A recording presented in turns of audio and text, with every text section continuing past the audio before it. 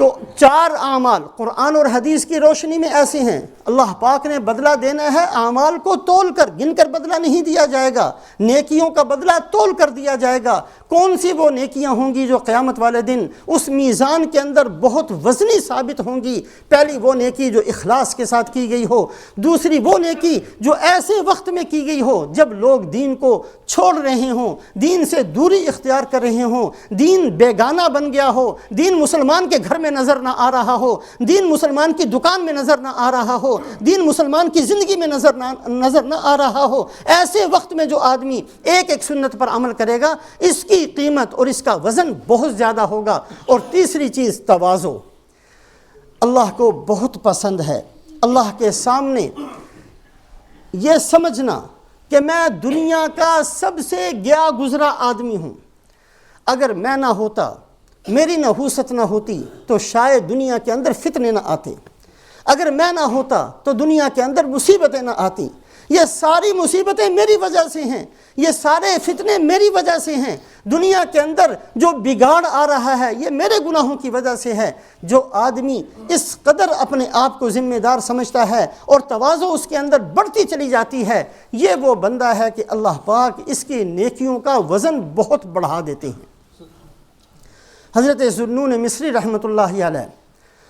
بہت بڑے اللہ والے ہیں، مصر کے اندر قحط پڑ گیا، بارش نہیں ہوئی، لوگ بھوک سے مرنے لگے، بہت سارے بندے اکٹھے ہوئے اور اکٹھے ہو کر حضرت ذوالنون مصری رحمۃ اللہ علیہ کی خدمت میں حاضر ہوئے کہ جی حضرت دعا کر دیں، اللہ کوئی بارش برسا دیں اور یہ قحط دور ہو جائے۔ حضرت ذوالنون مصری فرمانے لگے کہ اصل بات یہ ہے کہ یہ بارش جو رکی ہوئی ہے اور یہ جو تم سارے کے سارے قحط کے اندر پھنسے ہوئے ہو، یہ صرف میری نحوست کی وجہ سے ہے۔ میں تم سب کو کہتا ہوں کہ مجھے گھسیٹتے ہوئے اس شہر سے باہر نکال دو، اگر تم مجھے گھسیٹ کر یہاں سے نکال دو گے تو تمہارے اوپر بارش آ جائے گی۔ انہوں نے کہا جی حضرت ایسی باتیں تو نہ کریں،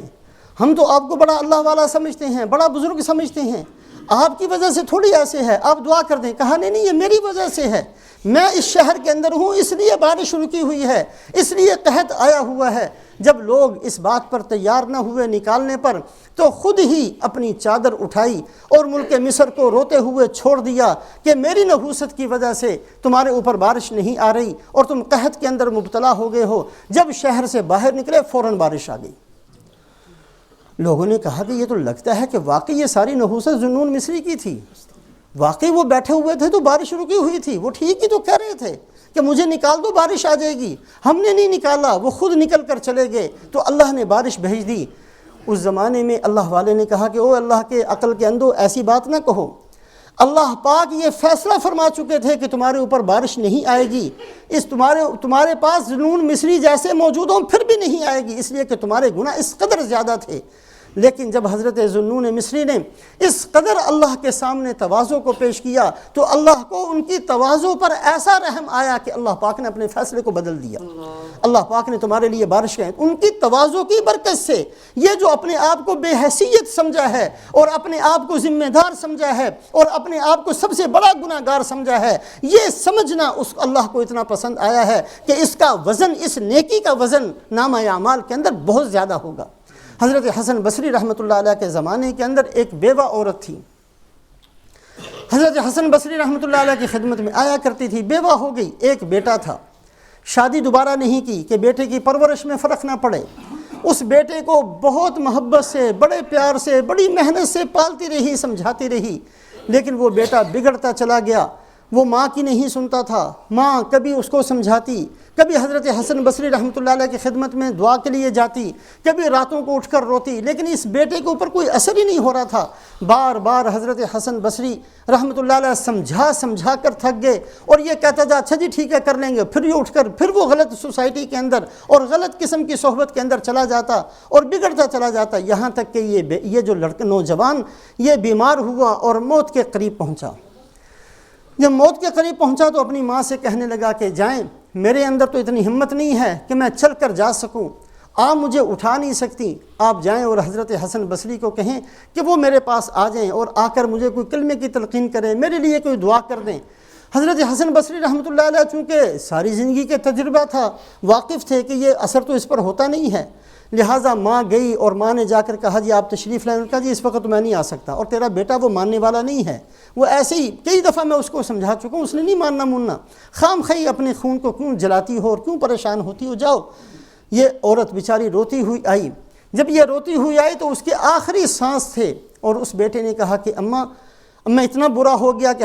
حضرت حسن بصری نے بھی آنے سے انکار کر دیا، اب میری ایک وصیت کو پورا کر لینا. میں چونکہ بہت گناہ گار اور واقع بہت برا آدمی ہوں، میری روح نکل جائے، اپنا یہ دوپٹہ میرے گلے کے اندر باندھ کر مجھے دفن نہ کرنا، مجھے گھسیٹنا، مجھے گلیوں کے اندر کتے کی طرح گھسیٹنا. اور اگر کوئی پوچھے کہ یہ کیوں ایسا کر رہی ہو، کہنا اس کی وصیت تھی. یہ کہہ رہا تھا کہ گناہ گار کے ساتھ جو اللہ کا باغی ہو اس کے ساتھ ایسا ہی ہونا چاہیے، اس نے یہ وصیت کی تھی، اس پر میں عمل کر رہی ہوں. اور پھر مجھے مسلمانوں کے کسی قبرستان میں دفن نہ کرنا، کہیں میری نحوست کی وجہ سے ان پر کوئی مصیبت نہ آ جائے. یہ کلمات اس نے بڑی تواضع کے ساتھ کیے تھے اور اللہ پاک کے سامنے اپنے آپ کو سب سے بڑا گناہ گار سمجھ کر کہے تھے. ابھی یہ اس کی روح نکلی ہی تھی کہ اتنے میں حضرت حسن بصری رحمۃ اللہ علیہ آ کر دروازہ کھٹکھٹاتے ہیں کہ اللہ کی طرف سے مجھے کہا گیا کہ اس کی تواضع پر ہم نے اس کو ولایت دی ہے اور ولایت کی حالت میں اس کے انتقال ہوا ہے. آپ جائیں اور اپنے ہاتھوں سے اس کو غسل دیں اور جا کر اس کی تجہیز و تکفین کا انتظام کریں. تو اللہ پاک کو یہ بہت پسند ہے ایک آدمی اپنے آپ کو کم سمجھے، اپنے آپ کو گناہگار سمجھے، اپنے آپ کو ہر برائی کا ذمہ دار سمجھے. اس کی آنکھوں سے آنسو اس لیے آئیں کہ اگر میں نہ ہوتا تو شاید یہ ساری انسانیت فتنوں سے بچ جاتی، مصیبتوں سے بچ جاتی. یہ اللہ پاک کو ایسا پسند ہے یہ عمل کہ جو آدمی اس عمل کو اختیار کرتا ہے اس کے اعمال کے اندر اللہ وزن کو پیدا فرماتے ہیں. رسول پاک علیہ السلام کی جو دعائیں ہیں بڑی زبردست ہیں، اور اپنی امت کو سکھانے کے لیے وہ دعائیں مانگی ہیں. آپ صلی اللہ علیہ وسلم کی ایک دعا ہے، اللہم الیک ربی فحببنی وفی نفسی لک ربی فذللنی. اے اللہ اپنی محبت میرے دل کے اندر پیدا فرما، اور اے اللہ میرے اپنے دل کے اندر کہ میں کچھ نہیں ہوں یہ جذبہ پیدا فرما. بدقسمتی سے آج ہماری ساری محنت، ساری کوشش اپنے آپ کو منوانے پر خرچ ہوتی ہے،